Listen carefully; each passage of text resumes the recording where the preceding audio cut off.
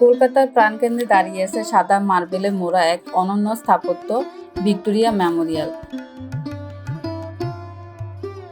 শুধু একটি ভবন নয়, এটি ব্রিটিশ শাসনামলের ইতিহাস, শিল্প, স্থাপত্যের এক গুরুত্বপূর্ণ নিদর্শন।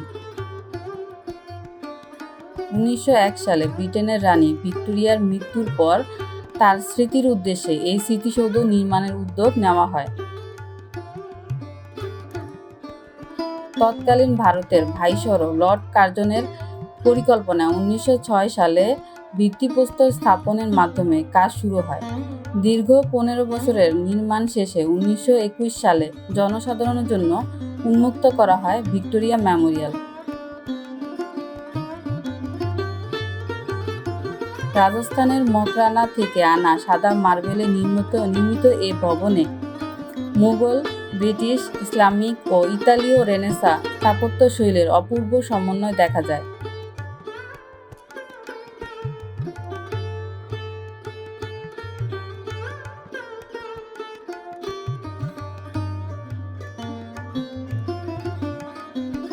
বর্তমানে ভিক্টোরিয়া মেমোরিয়াল একটি জাদুঘর। এখানে সংরক্ষিত রয়েছে ব্রিটিশ ভারতের নানা ঐতিহাসিক দলিল, চিত্রকর্ম, ভাস্কর্য, অস্ত্র, মুদ্রা ও বিরল সংগ্রহ।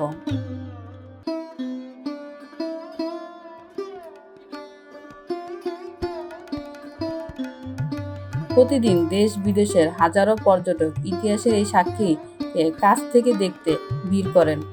সময়ের পরিবর্তনে শাসক বদলেছে ইতিহাসের ধারা, কিন্তু ভিক্টোরিয়া মেমোরিয়াল আজও দাঁড়িয়ে আছে অতীতের স্মৃতি আর স্থাপত্যের সৌন্দর্য নিয়ে, যেখানে ইতিহাস যেন জীবন্ত হয়ে উঠে প্রতিটি ইট, প্রতিটি মার্বেলের স্পর্শে।